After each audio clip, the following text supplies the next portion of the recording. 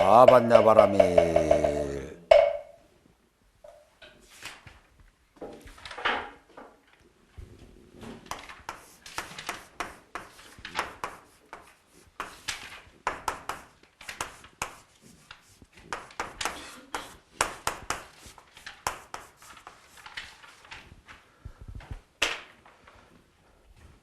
오늘은 강의 2 교재 123쪽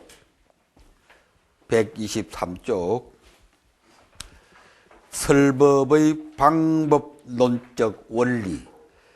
지난 시간에 우리가 이 설법이 얼마나 중요한 것인가,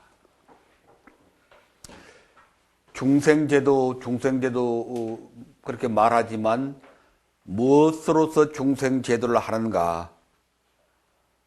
물론 뭐 배고픈 사람들 밥도 베풀고 옷도 베풀고 다 해야겠지만 불교가 중생제도를 하는 가장 큰 수단은 설법이다. 부처님의 법을 설해서 중생들의 어두움을 지혜로 바꾸는 것, 그것이 가장 큰 중생제도의 수단이다. 그렇다고 말만 하자 막 그런 건 아니지만, 다음 두 번째는 우리가 설법을 하는 데 있어서 몇 가지 꼭 주의해야 될 사항을 지난 시간에 살펴봤는데, 제일 첫째는 준비를 해야 된다. 계획을 세워야 된다. 준비되지 아니한, 계획되지 아니한 설법은 설법이 아니다. 평소 실력으로 뭐 투수되는 것은 그건 설법이 아니다. 그렇게 얘기했고, 다음 두 번째는 불경에 확고하게 근거를 두어야 된다. 불경 또는 교리에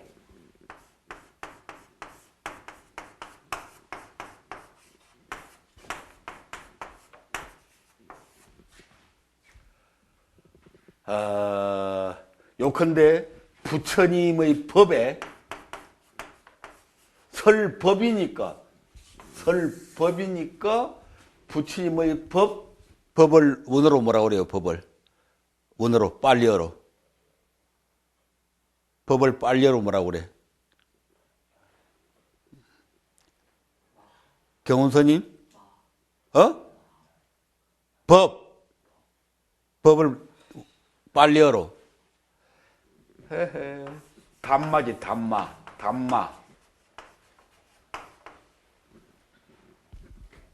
산스크리트로는 다르마, 빨리어로는 담마. 그러니까 설법이니까, 전법이니까 법에 근거를 해야지. 법에. 자기 주장 아무리 지가 잘 알고 뭐 잘났더라도 자기 주장, 자기 철학 뭐 그걸 말하는 게 아니고 부처님의 법을 근거로 해서. 근데 부처님 법이 어디 있느냐? 불경에 있고 교리에 있고, 근데 가장 중요한 게 하나 빠졌어. 부처님의 법이 뭐냐? 우리가 이번 1학기 때부터 누누이 강조한 바가, 가장 훌륭한 법은 뭐라고 그랬죠? 뭐가 최선의 담마다? 부처님의 삶이다, 삶.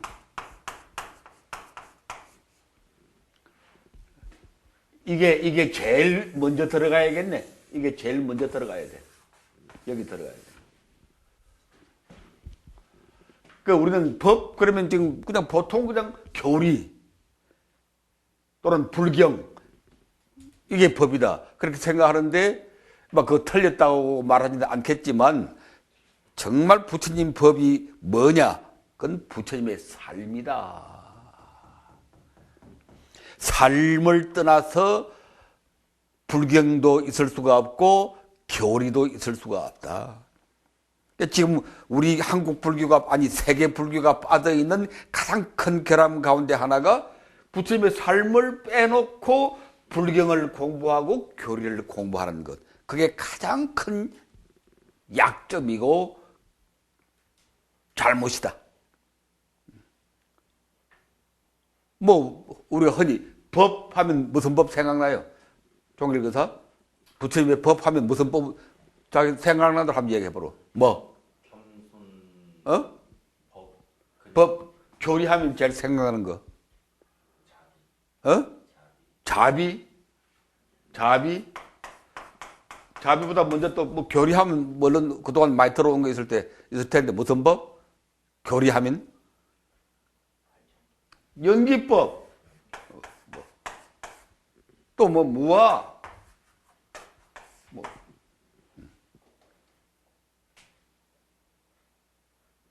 부처님 법이 뭐냐 그러면 대부분이 연기법 그런다고. 그런 말 많이 들었죠?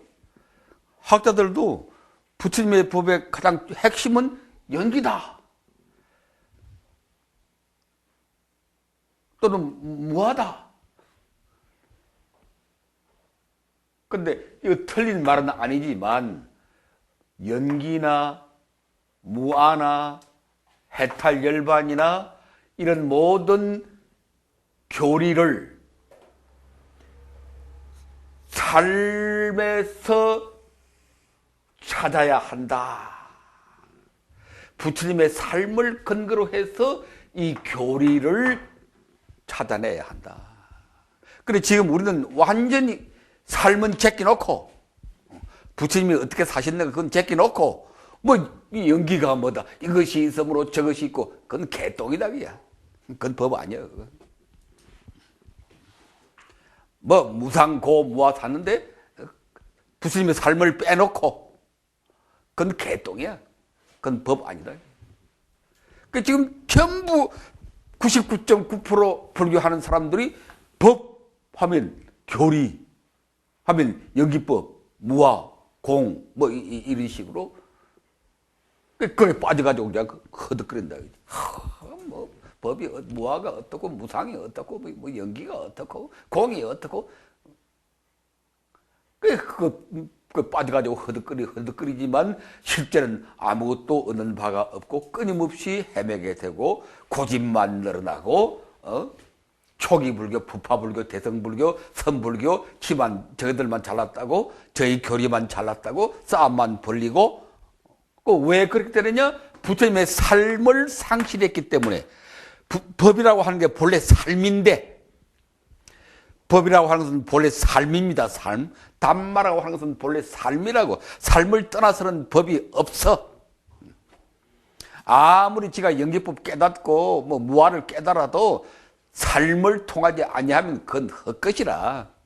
헛것을 본 거라.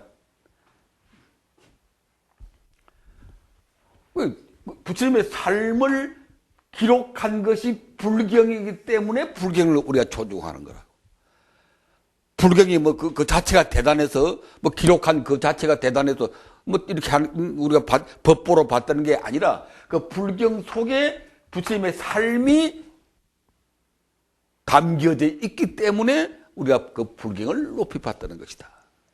이 교리가 대단한 거 아니라 아까 말했지만 뭐 연기법이네 뭐 무상고 무한의 사제팔정도네 그 별것 아니라 그 별것 아니라. 근데 왜 우리가 이 교리를 존중하는 거 하니 그 교리 속에 부처님의 삶이 녹아 있기 때문에 부처님의 삶에서 그 교리가 나왔기 때문에 우리가 교리를 받는 것이다. 그래서 우리가 설법할 때 부처님의 법에 근거하라 그랬잖아요. 그랬을 때는 그게 무슨 말인 거 아니? 부처님의 삶에 근거해서 법을 설하라. 내일 모레 당장 이제 오늘 이 강의는 못 듣고 이제 설법하러 오겠지만 앞으로라도 설법한다 그랬을 때는 제일 처음 뭘 생각해야 되는 거 아니? 부처님이 어떻게 사셨는가? 그 중에 한 장면을 뽑아내야 돼. 나는 이번 설법에 부처님의 많은 삶 가운데 이 장면을 중심으로 내가 법을 설하겠다. 그렇게 해야 돼. 부처님의 삶을 말하기 위해서 불경을 말하고 교리를 말하고 순서가 그렇게 되는 거지. 부처님의 삶은 제껴놓고 뭐 자비를 말하고 그거 헛소리지 뭐. 부처님의 삶을 제껴놓고 자비 말해봤자 그건 헛소리라. 부처님이 정말 우리 중생을 제도하기 위해서 얼마나 몸바쳐 수고하시는가. 그 삶을 근거로 자비를 얘기해야 이 자비가 살아있는 자비가 돼. 그렇지 않으면 그건 헛소리야. 헛소리. 자, 그게 이제 두 번째입니다. 부처님의 법, 부처님의 삶을 근거해야 된다. 세 번째 강조한 게 뭔가니 대중을 알아라. 대중을 알아라. 대상을 알아라. 내가 지금 누구에게 법을 설하려고 하느냐. 청소년이냐, 뭐 주부들이냐, 환자들이냐, 군인들이냐, 재소자들이냐, 그 사람들을 알아라. 그 사람들의 문제, 그 사람들의 고통, 그 사람들의 희망. 그래야 설법이 되는 것이지. 그 제껴놓고 그냥 지 생각대로 해봤자 마치 의사가 약을 처방하면서 환자를 진단하지 않고 지 생각대로 배가 아픈지 눈이 아픈지 귀가 아픈지 살피지도 않고 지 멋대로 처방해가지고 약을 주는 것 같이 아무 효력이 없다. 그것까지 우리가 지난 시간에 봤는데 오늘은 이제 보다 좀 구체적으로 부처님의 설법을 우리가 어떻게 해야 할 것인가. 1. 원리가 있다. 부처님 설법의 방법상의 원리가 있습니다. 그게 무슨 원리고 하니 대기설법의 원리라. 여러분들은 이 이 설법이라는 말 많이 들어봤을 텐데 대기설법. 글자대로 해석하면은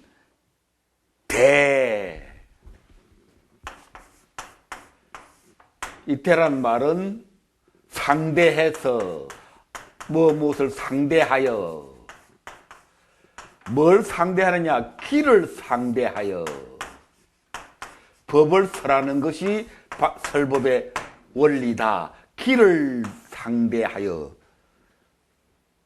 선생님, 기가 뭐예요, 기가? 일어날 틀기? 일어날 기? 이 기가 뭔고 하니 우리가 흔히 쓰는 말로 뭐라 그래 이거? 건기라는 말을 많이 쓰잖아. 아이, 저 사람은 참 건기가 좋아. 건기가 높아. 에이, 저 인간은 건기가 열등해. 자, 그 정도로 얘기해놓고 이제 본문으로 들어갑니다. 우리들은 어떻게 해야 훌륭한 설법을 할 수 있을까? 마땅히 부처님께서 확립하신 방법론으로 돌아가야 한다. 부처님은 어떤 방법을 설하시는가? 부처님께서 확립하신 설법의 방법론적 원리란 무엇인가? 곧 대기설법이다. 이 대기설법의 말은 많이 하는 말입니다. 기가 뭔고 하니 건기. 대중의 건기에 상대를 상대하여 거기는 상응하여 그랬네. 대중들의 건기에 상응하여 설법하고 가르치는 것이 초기 불교 이래의 부동의 방법론적 원리이다. 대중들의 건기를 상대하여 건기를 보고 건기에 따라서 그런 뜻이라 이게. 그럼 건기란 뭔가? 두 가지로 구분해 놨습니다. 건과 기. 건자는 무슨 건자죠 그게? 뿌리 건자지 뿌리건. 개인의 뿌리 깊은 품성과 능력. 개인이 가지고 있는 뿌리 깊은 근원적인 그랬지만 쉽게 말하면 뿌리 깊은 뿌리 건자니까. 대중들의 뿌리 깊은 품성과 능력 곧 그 개인의 선한 근본과 무한한 잠재 능력. 요새식으로 말하면은 사람들이 가지고 있는 잠재 능력을 말합니다. 잠재 능력. 뿌리는 흙 속에 들어가서 잘 보이지 않잖아요. 그러니까 뿌리는 흙 속에 잠재해 있는 거거든. 나무나 가지나 이런 건 드러나 있지만 뿌리는 흙 속에 잠재해 있거든. 그래서 이 근이라는 말은 사람들 마음속에 잠재해 있는 그 사람의 기본적인 능력. 겉으로 보기에는 그냥 시원찮고 학교 성적은 핫바리를 헤매더라도 싸이 같은 친구도 아마 학교 성적은 별로 안 좋았을 거라. 싸이 같은 친구도. 연예인으로 성공한 사람들 얘기 들어보면 학교 때는 다 별 볼 일 없었거든. 대부분이 간혹 이제 좋은 사람도 있지만 대부분은 학교 공부에 별 관심 없고 음악이면 음악. 개그면 개그 그쪽에 이제 관심 많아가지고 이제 그게 근기라. 그게 근이라. 그 사람 속에 탁 간직되어 있는 어떤 근본적인 기본적인 능력. 그걸 근이라고 한다. 그럼 기는 뭐냐? 깃털 기자인데 그게 기라고 하는 것은 개인의 현실적인 조건, 그냥 드러난 조건. 그는 잠재해 있는 능력. 여러분들도 지금 현재 자기는 크게 잘난 게 없지만 학교 때 공부도 그렇게 대단히 뛰어나지 못했고 사회 나와서도 회사나 어디에서도 크게 성공하지도 못했고 또 가정에서도 크게 그렇게 빛나지는 못해서 아이고 나는 별 볼 일 없는 인간이구나 이렇게 생각하고 있지만 여러분 마음속에 잠재해 있는 그 잠재 능력은 무한하다는 말이에요. 잠재 능력은 무한하다는 게 모든 과학자들의 공통된 결론입니다. 인간의 잠재 능력은 무한하다. 누구를 불문하고. 겉으로 성공한 사람이나 성공하지 못한 사람이나 잘난 사람이나 얼굴이 못난 사람이나 장애자나 그들이 가지고 있는 그 잠재 능력은 무한하다 하는 게 모든 과학자들이 실험한 결과라. 그 잠재 능력, 그 뛰어난 잠재 능력을 우리 불교에서는 뭐라고 그럽니까 그걸? 모든 사람들이 모든 중생들이 가지고 있는 그 잠재의 그 능력을 불교에서는 뭐라고 그래? 에? 그걸 불성이라고 그러지. 불성이라고 그러지. 불성이라는 게 무슨 말이에요? 부처님과 같은 능력, 이 성자를 성품 성자로 그렇게 말하지 말고 그러면 애매모호하니까. 불성이다, 자성이다, 법성이다 할 때 성자를 능력 또는 에너지. 나는 이 에너지라는 말이 제일 좋아. 불성이 뭐냐? 또 이상스럽게 그냥 애매모호하게 늘어놓지 말고 불성이라는 게 뭐냐? 우리 속에 간직되어 있는 부처님과 같은 에너지. 그럼 딱 머리에 들어오잖아. 부처님은 뭐라고 그랬습니까? 일체 중생이 뭐라고 그랬어? 에? 일체 중생이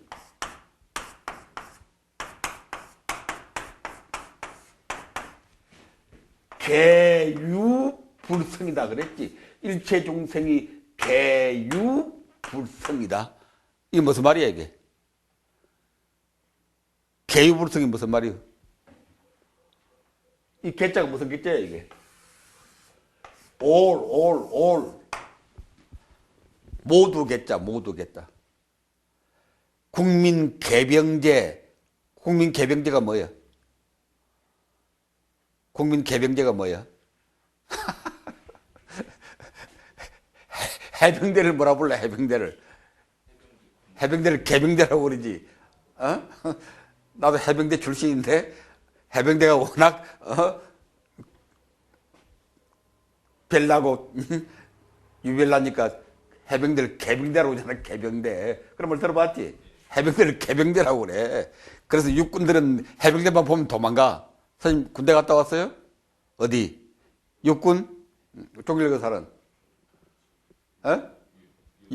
육군 갔다 왔어? 나는 해병대인데 그 부산에서 서울까지 왔다 갔다 하는 군용 열차가 있거든. 부산에서 밤에 10시간 출발한 군용 열차가 있어. 군인들만 싣고 다니는. 근데 한 칸에 이제 한 80명 탄다는데, 좌석이. 해병대 둘만 딱 타면 78명의 육군들이 꼼짝을 못 한다네. 해병대 둘한테. 옛날부터 전통이 그래 내려왔어, 옛날부터. 해병대는 워낙 강하고 말이지, 깡패들 같이 생겼으니까 그걸 개병대라고 그러는데, 개병대. 이 개자가 뭔고 하니? 모두 개자는, 모두 개자. 모두 가지고 있다, 소유하고 있다, 무엇을 불성을 가지고. 이게 대성불교의 큰 사상이거든, 이게. 초기 불교에서는 이게 분명하지가 않습니다. 어떻게 보면 초기 불교에서는 뭐 잘난 사람들만 뭐 깨닫고 아라한이 되고 그렇게 좀 보기 쉬운데, 그러니까 이제 문제가 많지. 그러니까 일반 대중들이 자꾸 멀어져 가거든. 그래서 대성불교에 들어가면서 그걸 깨트리고 모든 중생이 잘났든 못났든 미인이든 추남이든 야수든 모든 중생들이 다 부처님 같은 에너지를 가지고 있다. 이렇게 다 들고 나왔거든. 그래서 이 건이라고 하는 것은 바로 불성이라. 부처님과 같은 에너지 다 가지고 있어. 기라고 하는 것은, 근데 현실적으로는 다 조건이 달라. 현실적으로는 성격도 다르고 뭐 성격도 다르고, 그것을 기라고 한다. 눈에 보이지 않는 잠재적인 에너지는 건이고 밖으로 드러난 조건은 기다. 그렇게 생각하면 됩니다. 기는 개인의 현실적인 조건들, 곧 부처님의 가르침을 수용할 수 있는 현재적인 상황이다. 머리가 좋으냐 나쁘냐, 뭐 잘 알아듣느냐, 이해력이 높으냐 낮으냐, 뭐 학식이 좀 있느냐 없느냐, 뭐 중학교, 뭐 대학교를 나왔느냐 못 나왔느냐, 그런 현실적인 조건을 말합니다. 상황이다. 다시, 그는 모든 사람들 속에 다 잠재되어 있는 부처님과 같은 에너지. 기는 그 사람의 현실적인 조건. 학력이 어느 정도냐, 또 같은 뭐 중학교 고등학교를 나왔어도 머리가 좋으냐 나쁘냐, 그건 다 현실적인 조건이잖아요. 아무리 부처님 같은 에너지를 가졌어도 현실적으로는 천차만별되거든. 현실적으로도 학교 가보면 1등부터 저 뭐 500등, 600등까지 쫙 줄을 서 있거든. 그러니까 현실적인 차이, 현실적인 조건, 그것을 기라고 한다. 천태대사가 쓴 법화현이라는 책에 보면은 기를 다음과 같은 세 가지로 분류하고 있다. 기를 1. 미. 기자하고 미자하고 합치면 뭐가 돼? 기미. 기미란 말 알아요? 기미? 기미가 보인다는 말이 있지. 기미가 보인다. 해산할 기미가 보인다. 그러잖아. 기미란 말은 눈에 잘 드러나지는 않지만은 그 조그만 어떤 뭐라고 그럴까? 징조. 애가 해산이 가까워오면은 당장 배가 이렇게 뭐 아프고 하지는 않더라도 무슨 그런 징조가 좀 나타나는 모양이 돼. 입맛이 어떻다든지, 그 임산부에 또 얼굴이 뭐 어떻게 된다든지 그런 기미가 보인다. 기미가 보이면 얼른 이제 병원에 데려가야 되는 기미, 그런 뜻입니다. 그 미는 미세한 관심. 이 기에 이제 세 가지 뜻이 있는데, 이 기에 첫째는 이 미라는 말은 미세하다는 뜻이거든. 기미, 미세한 징조, 그런 뜻이거든. 미세한 관심. 부처님의 법을 들으려고 하는 관심이 조금 보인다. 이거야. 지금 대중들이 모였는데 여기 모인 이 대중들이 부처님의 법을 들으려고 하는 그런 기미가 있느냐 없느냐, 기미가 보이느냐 안 보이느냐, 그런 관심이 좀 있는가 없는가, 그걸 미라고 하고, 두 번째는 관은 간단히 말하면 관심이다. 관심. 그러니까 기나 관이나 비슷한데 기는 좀 더 미약한 거. 우리가 아무나 대놓고 부처님 법을 설할 수는 없거든. 들으려고 하는 그런 기미가 있어야 우리가 법을 설해야 되거든. 듣기 싫은 사람들한테 법을 설하면 도리 역효가 난다, 그지? 그래서 저 사람들이 드러나지는 않지만 부처님 법을 좀 들으려고 하는 그런 기미가 있는가 없는가. 다음 두 번째는 관심이 있는가 없는가. 또 세 번째는 그게 어자인데 의. 그게 어자는 마땅할 어자입니다. 마땅할 의. 편의점 그러잖아. 편의점에 들어가면 우리가 우라는 마땅한 물건들이 많이 있거든. 그게 마땅한 어자인데 법사가 개인의 조건과 상황에 맞는 방법을 선택 구사하여 개인의 문제를 해결하는 것이 의인데, 요컨대 이 의는 법사의 적절한 방법이란 뜻입니다. 다시 말하면 지금 대중들이 부처님 법을 좀 배우려고 하는 미세한 기미가 있다. 다음 두 번째, 좀 더 강한 관심이 있다. 그럼 세 번째는 법사가, 설법자가 이러한 대중들의 기미와 관심에 맞는, 그게 마땅할 어자, 마땅한 방법을 선택하는 것, 그것이 의. 이 세 가지가 이 기라는 말 속에 들어있다. 그러니까 백기란 말을 다시 한번 설명하면은, 백이설법이란 말은 대중들의 뿌리 깊은 잠재 능력을 생각하고, 다음 대중들의 현실적인 조건과 관심을 생각하고 거기에 맞는 방법을 택하는 것, 그게 맞는 방법으로 설법하는 것을 대기설법, 이렇게 정리가 됐습니다. 그러니까 우리가 설법할 때 어떤 원리를 생각해야 되는 거 아니? 첫째, 대중들의 잠재 능력이 부처님의 법을 들을 수 있는가 없는가를 판단해야 돼요.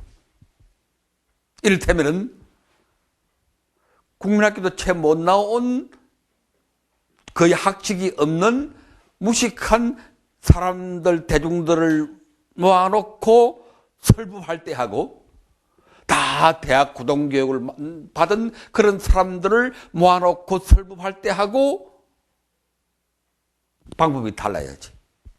왜? 잠재 능력이 다르기 때문에.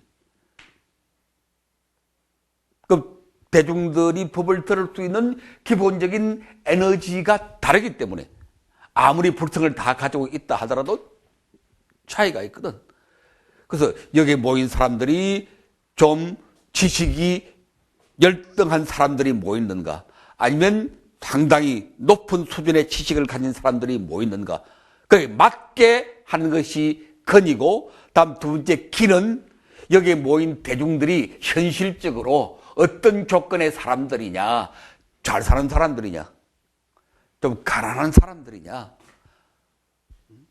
또 남성이냐 여성이냐, 40대냐 20대냐, 이런 현실적인 조건을 또 판단해야 돼. 그게 기. 다음 세 번째는 그 잠재 능력과 현실적인 조건에 맞는 적절한 설법 방법, 이 세 가지를 맞추어서 법을 설하는 것을 대기설법이라고 한다. 그렇게 정리할 수 있습니다.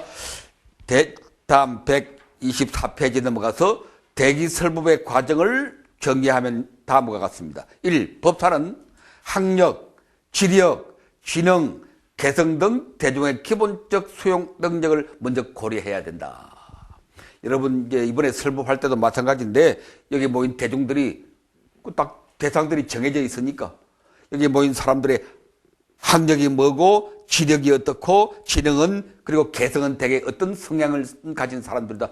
그걸 판단을 해야 되고, 다음 두 번째는 법사는 대중들의 현실적인 관심, 문제, 흥미, 관심, 대중들의 필요, 대중들의 동기 등 대중들의 현실적 조건을 판단해야 된다.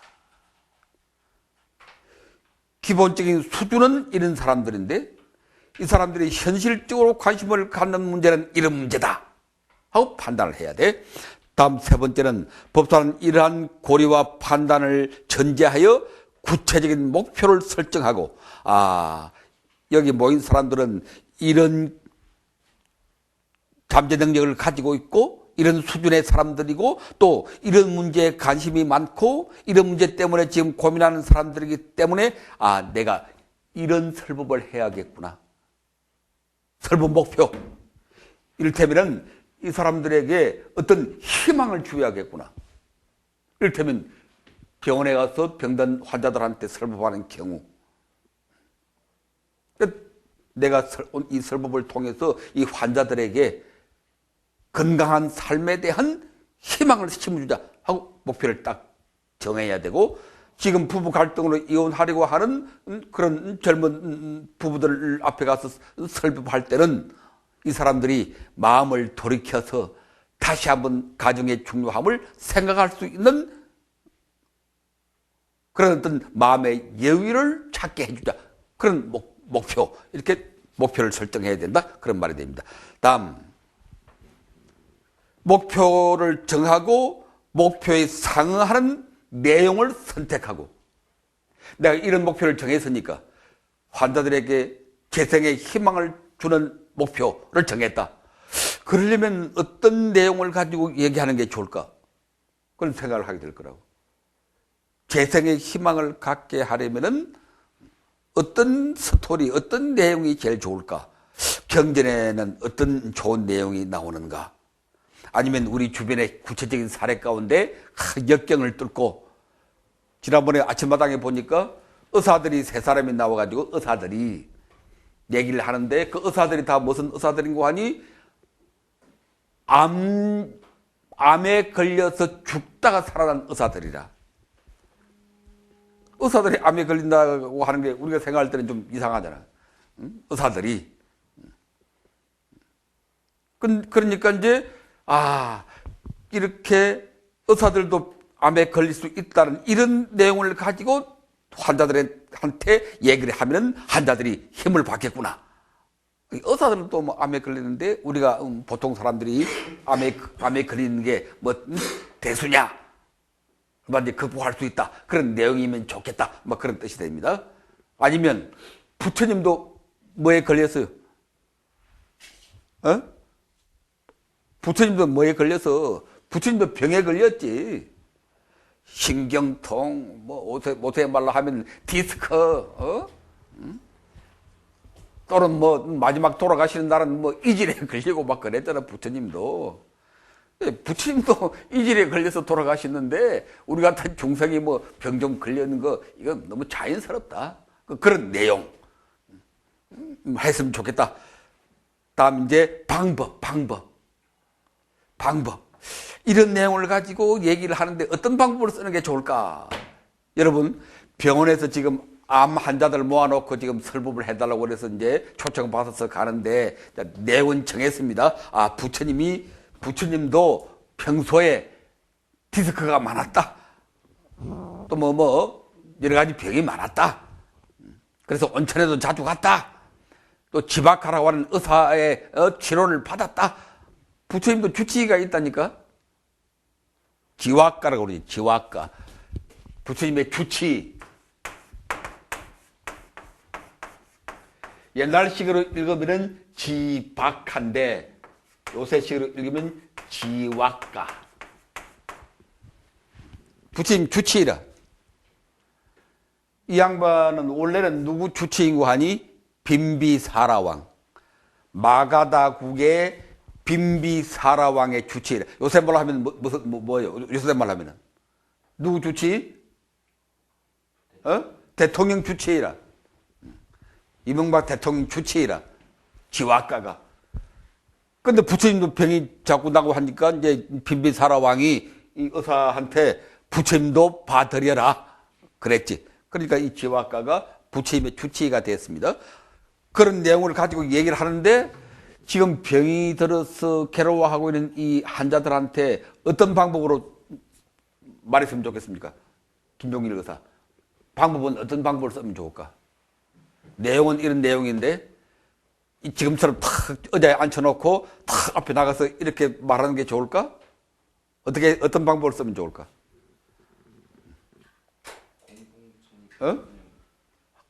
지금 병든 환자들이니까 어떻게 하면 그 사람 살아가는 방법, 어떤 방법이 좋을까?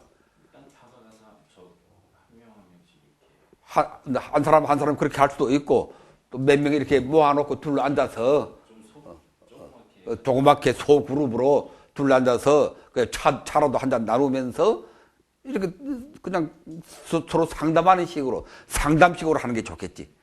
뭐 많은 사람들 모아놓고 이런 식으로는 도저히 안 맞단 말이야. 아, 이런 방법을 택해야 되겠구나. 그렇게 판단하는 것입니다. 자, 그다음 네 번째, 법사는 이 교수 계획의 3. 법사는 이러한 고려와 판단을 전제하여 구체적인 목표를 정하고 방법과 내용을 선택해서 중요한 게 설법 계획을 세우는 겁니다. 그건 교수 계획이라고 그랬는데 우리는 설법 계획이라고 바꿔야 돼요. 설법 계획을 세운다고 하는 게 오늘의 아주 중요한 내용입니다. 설법 계획을 세우자. 계획되지 아니한 설법은 설법이 아니다. 명심하고 따라서 우리는 반드시 설법 계획을 세워야 돼.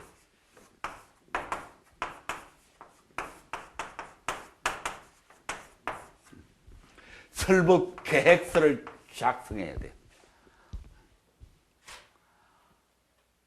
학교 선생님들도 그 사람들은 직업이 가르치는 게 직업이지만 매일같이 아이들 가르치는 게 직업이지만 학교 선생님들도 수업하기 전에 반드시 수업 계획을 딱 세워. 그냥 평소 실력으로 들어가서 하는 게 아니라 아무리 오래되고 잘하는 선생님들이라도 매달 매주 또 심지어는 매 시간 계획을 딱 세운다. 오늘은 진도를 어디까지 나가고 무슨 내용을 가지고 방법은 실험을 할까? 아니면 상담을 할까? 아니면 관찰을 할까? 설법 계획서를 세운다는 것 아주 명심해야 됩니다.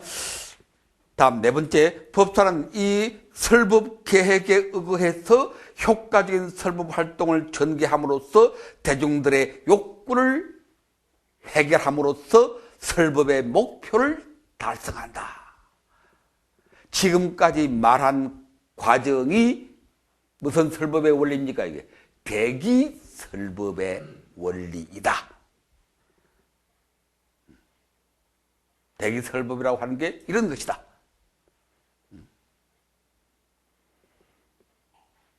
좀 쉬어? 한 5분 동안 쉬고. 지금까지 얘기한 게 설법을 하는 방법상의 원리가 뭔고 하니 대기 설법이다.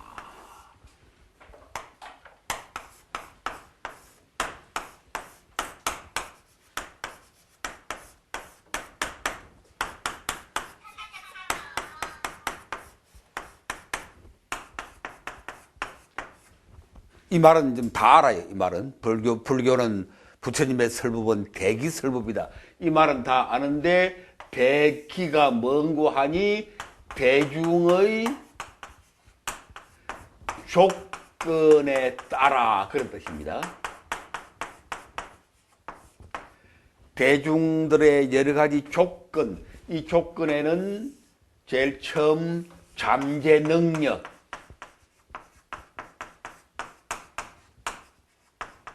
다음 두 번째는 현실적인 조건, 그들의 관심사, 그들의 문제, 그들의 요구,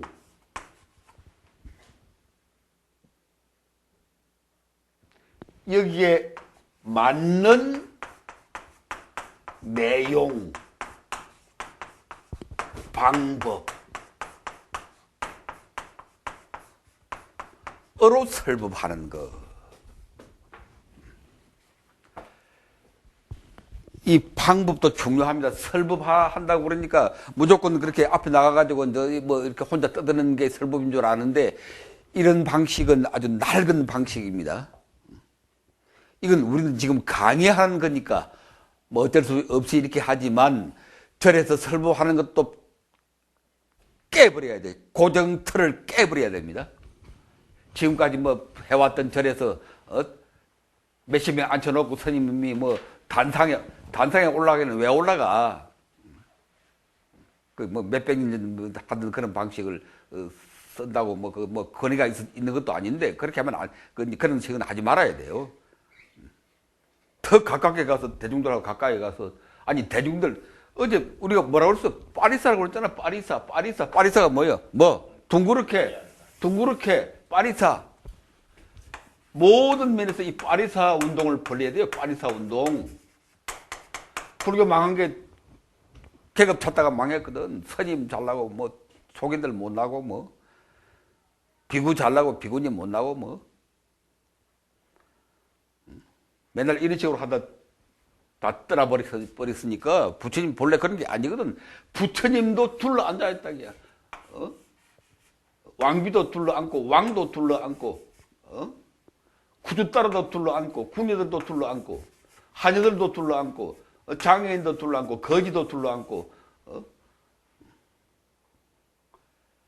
빨이 둘러싸 앉는다. 이걸 우리말로 번역하니까 이건 이제 대중이라. 대중이라는 말의 뜻을 알아야 돼. 대중이라고 할 때는 둘러앉는 평등한 공동체란 뜻이라. 평등 공동체를 대중이라고 합니다. 사부대중 말은 잘해. 조계종 스님들한테도 뭐라 그러면 우리 조계종은 사부대중의 뭐 종단입니다.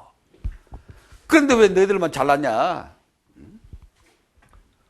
사부대중이면 사부대중이 둘러앉아야지. 비구도 둘러앉고 비구님도 둘러앉고 오바트도 둘러앉고 오바니도 둘러앉고 다 둘러앉아야지.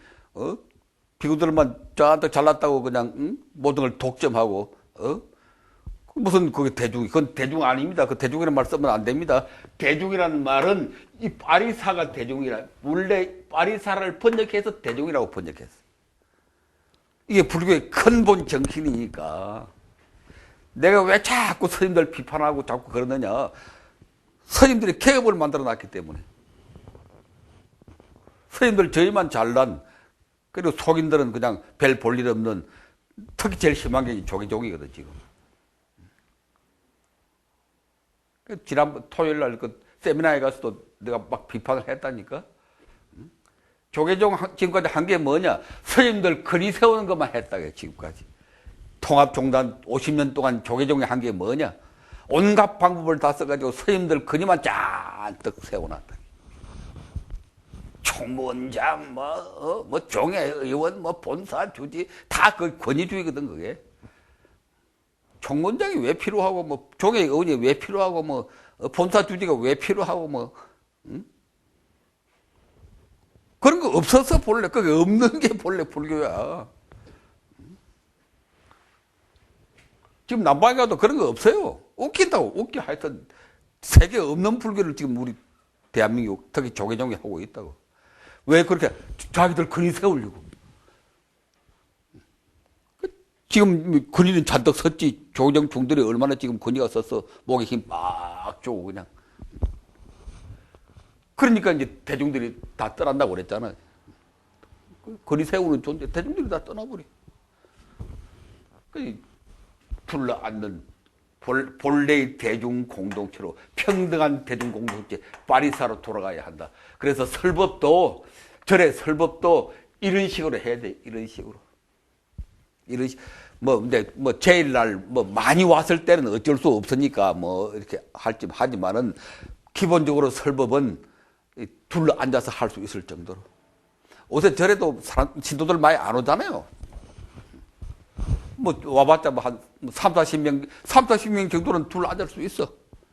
법당에, 넓은 법당에. 40명 정도는 둘러 앉으면 되는 거지, 둘러 앉아서 차를 한 잔씩 다 나누어 마시면서, 같이 얘기를 해야 돼, 같이 얘기를 해야 돼.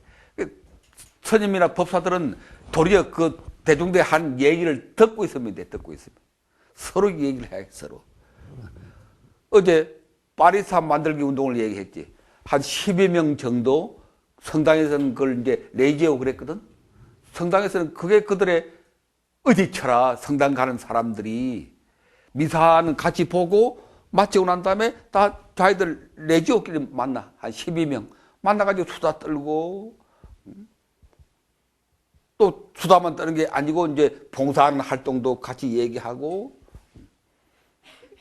그렇게 소속감이 있단 말이에요.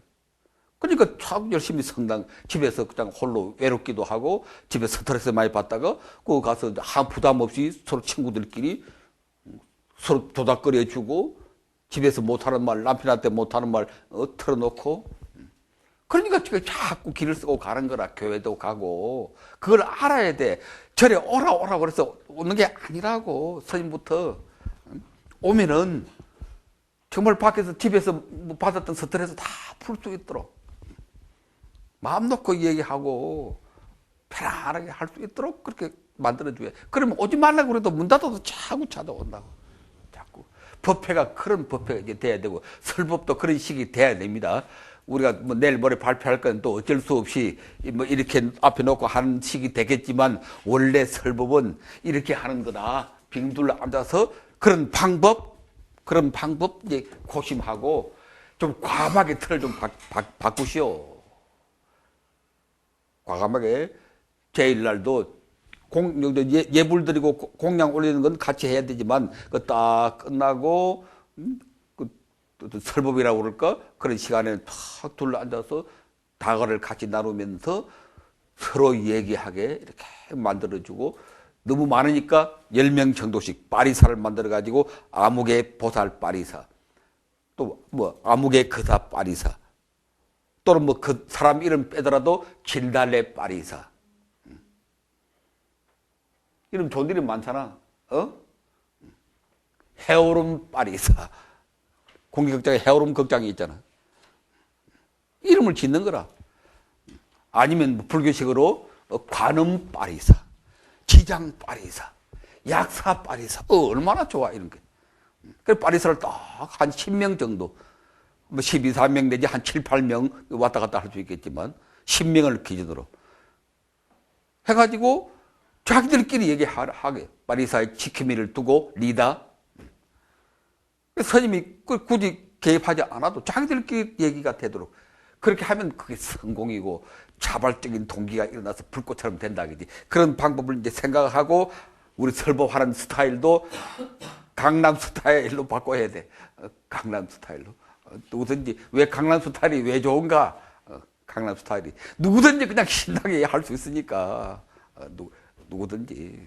그 강남 스타일이 지금 세계를 막 지금 어떻게 보면 하나로 만들거든. 그 음악의 참 위대한 힘. 그지? 낯설고 무설고 말도 안 통하는 그 서양 나라에 어디 가서 다 몇만 명이 이렇게 하니까 그 다 사람이 하나가 된다. 이야, 음악의 힘이 이렇게 위대하고 기독교가 그 찬송가 그 힘 때문에 기독교가 이렇게 지금 세력을 뻗치고 있구나. 근데 우리 불교는 그런 데서 너무 참 무력하기 짝이 없고, 뭐 노래 하나 제대로 하는 게 없고, 겨우 해봤자 뭐 거룩한 거나 하고 앉았고, 응? 기독교는 노래 가지고 세계를 평등하거든. 찬송가 가지고. 찬송가와 기도. 불교는 뭘로 어떻게 하지? 참선하자. 뭐 그것도 좋지. 그러나 그거 가지고 세계가 이렇게 참 춤출 수 없거든. 그래서 이것도 우리가 많이 고민하고, 설법을 꼭 말로만 할 거냐. 나는 이번에 설법하는데 누가 나와서 노래, 기타 치고 노래 좀 하면서 그런 설법 좀 했으면 좋겠어. 몇 년 전에는 그런 것도 있었어. 국악기를 몇 사람 동원해가지고 국악을 다 연주하면서 명상하는 그런 설법이 있었다고, 실제로. 그러니까 얼마나 그런 거 좋아. 과감하게 방법, 틀을 깨고 그런 뜻입니다. 자, 요컨대 대중들의 능력과 조건을 따라서 거기에 맞게 맞는 내용, 맞는 방법으로 설한다. 그런 게 이제 대기설법인데, 그게 보니까 부처님께서는 이러한 대기설법의 원리에 충실하심으로써 제도 중생의 본원을 실현할 수 있었다. 왜 부처님이 그렇게 잘 먹혀 들어갔느냐? 부처님의 설법이 왜 잘 먹혀 들어갔느냐? 대기설법을 했기 때문에. 대중들이 근기에 조건에 맞게 내용과 방법을 했기 때문에 성공한 것이다. 한경에서는 그 과정을 이렇게 서술하고 있습니다.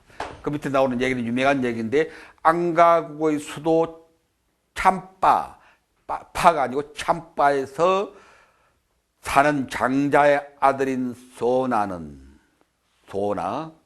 검문고를 잘 타기로, 출가 전에 검문고를 잘 타기로 유명한 사람이었는데, 라자가에서 부처님께 귀한 후 살림 속에 살면서 선정에 열중하고 엄격한 정진의 결과로 발에서 피가 날 정도였으나 바른 깨달음을 이룰 수 없었다. 소나라고 하는 수행자가, 소나가 실망하고 아무리 해도 안 되니까, 발에 피가 나도록 정진해도 안 되니까 환숙하기로 결심하고 부처님께 그때 부처님께서 그걸 알고 부르셨다. 소나여, 그들은 세속에 있을 때 검고를 잘 탔었다지. 네, 그러하옵니다, 세존이시여. 그대가 검고를 탈 때 만약 그 줄을 너무 조이면 어찌 되느냐? 소리가 잘 나지를 않습니다. 줄을 또 늦추면 어떻게 되느냐? 그래도 소리가 잘 나지를 않습니다. 줄을 너무 늦추거나 조이지 않고 알맞게 잘 고르어야 맑고 미묘한 소리가 납니다. 부처님께서는 소나를 기특히 여기면서 말씀하셨다. 그렇다. 그대의 공부도 그와 같이 해야 된다. 정진할 때 너무 조급히 하면 들뜨게 되고 너무 너르면 게으르게 된다. 그러므로 검은고를 탈듯이 알맞게 하여 집착하지도 말고 방해하지도 말아라. 부처님의 이 설법이 그야말로 대기설법이지. 그 소나라고 하는 사람이 제가에 있을 때, 세속에 있을 때 검은고 탄 사람이니까. 검은고 어떻게 타면 잘 안 탄 소리 난다는 걸 누구나 잘 알거든. 그 조건에 맞게. 그 조건에 맞게 딱 얘기를 하니까 당장 알아들었지. 당장 알아들었지. 그래서 소나는 자기가 터득한 방법대로, 검은고 타는 그 방법대로 정진하니까 머지않아서 큰 깨달음을 이루었다. 뭐 그런 내용입니다. 자, 25페이지 2. 이제는 이제 설법 계획으로 들어갑니다. 설법 계획을 이제 세우는 과정으로 들어가는데, 첫째, 목표를 세워야 한다. 설법 계획은 다음 5가지 요소로 구성된다. 첫째는 목표를 세우기. 두 번째는 목표에 맞는 내용을 가려내기. 다음 세 번째는 그 내용을 잘 정리하기. 내용의 조직이라는 말이 내용을 잘 정리한다. 다음 네 번째는 그 내용에, 근데 하나가 빠진 것 같은데, 그 네 번째는, 그 써놓으세요. 네 번째는 방법의 선택. 첫째는 목표, 두 번째는 내용. 이 내용에는 부처님의 삶이 가장 먼저 들어가야 됩니다. 아까 말한 것처럼. 그 다음 경전의 말씀 또는 교리, 이게 다 내용에 들어가야겠죠. 다음 세 번째는 내용의 정리 또는 내용의 조직. 조직이라는 말은 어떤 순서로 내용을 말할까? 그게 조직이라. 제일 처음에 사례를 먼저 얘기할까? 제일 처음은 부처님 말씀을 먼저 내세울까? 그게 조직이라. 내용의 조직. 다음 네 번째가 방법의 선택. 그거 빠졌네. 계획 세울 때 꼭 방법을 생각해야 됩니다. 다담회를 열까? 다담이 뭐예요, 다담이? 다담이 뭐예요?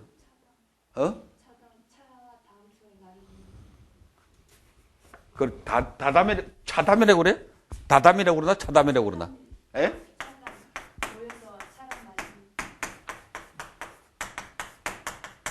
다담이거든, 다담. 차를 마시면서 얘기를 해. 이런 법회를 해야 돼. 앞으로 아주 권장사항입니다. 스님들은 법 실제로 이렇게 하라고, 실제로. 우선 절에 대중도 많이 안 오니까 딱 좋잖아. 10명 왔다고 실망하지 말고, 시큰둥하게 생각하고 그냥 적당히 해치워서, 그럼 더 안 오니까. 10명 온 게 큰 거로 생각을 하고. 그런 수가 많지. 10명 오면 우선 기분 안 좋잖아. 적게 오면은. 그러면 안 돼. 적게 왔을 때 다 잘해야 돼, 적게 왔을 때. 나는 뭐 수십 년 하면서 하나 놓고도 많이 했고, 법회를 하나 놓고도. 내 혼자도 했어, 내 혼자도. 아무도 안 와. 그러니까 내 혼자도 신나게 하는 거야, 처음부터 끝까지. 내 혼자도. 내가 그렇게 열심히 하면 그 법력이 다 전파되어 가거든. 내 마음이 청정하고, 내가 열심히 순수 일념으로 그렇게 기도를 하고, 법회를 하면은 그 힘이 다 전파되어 가는 거라고. 그걸 알아야지. 많이 오면 신나서, 그리고 적게 오면 그냥, 그건 아주 중생경계라. 중생경계. 그러니까 요새 오는 숫자, 딱, 이 다담설법, 다담설법. 이게 최고라, 이게. 차를 마시면서 담화를 나눈다. 이게 어제 말했던 그 성당의 레이지오, 우리 불교의 파리사, 이게 이런 설법으로. 다음 다섯 번째가 그 설법 실천. 그래 계획 세웠으면 실천합니다. 설법 실천. 현장에 가서. 여섯 번째가 평가. 설법하고 끝내면 안 됩니다. 물론 실제로 절에서 스님이 설법해놓고 대중들 보고 내 설법 어땠냐 그런 식으로 물어보면 안 되지만, 자기가 평가를 해야 돼. 자기 평가를. 우리는 상호 평가를 할 수 있지만, 우리는 같은 동질 집단이니까 상호 평가를 하지만, 이제 절에서 혼자 계시니까 설법한 다음에 자기가 이렇게 자기 평가를 해야 됩니다. 오늘 내가 설법을 어떻게 했나, 내 계획대로 했나, 대중들의 반응은 어땠나, 뭐가 부족했나, 그걸 일일이 다 메모를 해서 노트에 남겨야 돼요. 노트에. 다음 설법할 때는 그런 거 딱 보고, 지난번에는 어쨌지. 내가 이런 것은 고쳐야 돼. 설법하다가 내가 화를 낸 적이 있어. 평가단에 딱 메모를 해놔야 돼. 또는 내가 설법하다가 돈 얘기를 해서, 선생님들 흔히 돈 얘기 말하잖아. 돈 얘기는 절대 하면 안 돼. 아주 금기사항이라. 절에서 대중들 모아놓고 돈 얘기는 절대 하지 마시오. 그래, 선생님들이 자꾸 해. 아이고, 우리 절에, 뭐라고 그러더라. 부처님 금박 가는 걸 뭐라고 그래. 개건불사. 우리 선생님도 그래. 이번에 가을에 개건불사를 하는데 2천만. 그런 소리 왜 하나 그래? 그런 소리 왜 하나 그래? 그런 소리 하면 안 와. 안 그래도 지금 와서 죽을 판에 서민들이 얼마나 고통스러운데, 절대. 그냥 개건 부르다 하려거든. 그냥 소리 없이 하면 돼. 소리 없이 하면 대중들이 다 알거든. 알면은 자기들 능력껏 이렇게 참 자발적 동기에서 동참하게 해야지. 아이고, 이번 가을에 뭐 2천만 원 드는데 뭐. 그럼 사람들이, 내부터도 그냥, 절대 아무리 급하고 어려워도 불사 얘기, 돈 얘기는 하지 말아야 돼요. 근데 실제로 많이 하지? 안 해? 하지? 그러면 사람들, 손님들 떨어진다니까? 그건 금기사항이야. 그런 걸 다 메모해. 이런 건 하지 말자. 이렇게 해서 한 번의 설법이 완성이 됩니다. 이 가운데 선행돼야 할 가장 중요한 과정이 목표이다. 오늘은 여기까지.